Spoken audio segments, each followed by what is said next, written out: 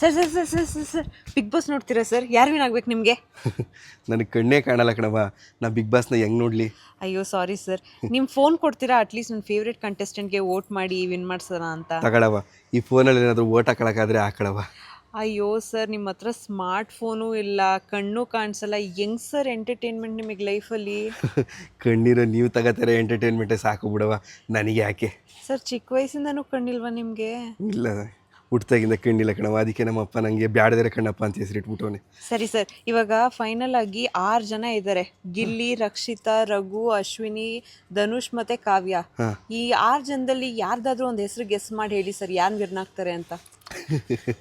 ಗೆದ್ರೆ ಏನವ ಸಿಗ್ತದೆ? 50 ಲಕ್ಷ ರೂಪಾಯಿ ಸರ್. ಅದರಲ್ಲಿ ಏನಾರು ನಂಗೆ ಕಣ್ಣು ಹಾಕಿಸ್ಕೊಟ್ಟಾರ ಇಲ್ಲ ಸರ್. ಅಥವಾ ನಿಂಗೆ ಏನಾರು ಕೊಟ್ಟಾರ? ಇಲ್ಲ ಸರ್. ಓಕೆ, ಆಮೇಲೆ ನೋಡುವ.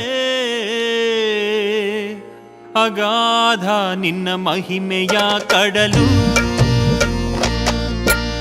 ದೇವರೇ.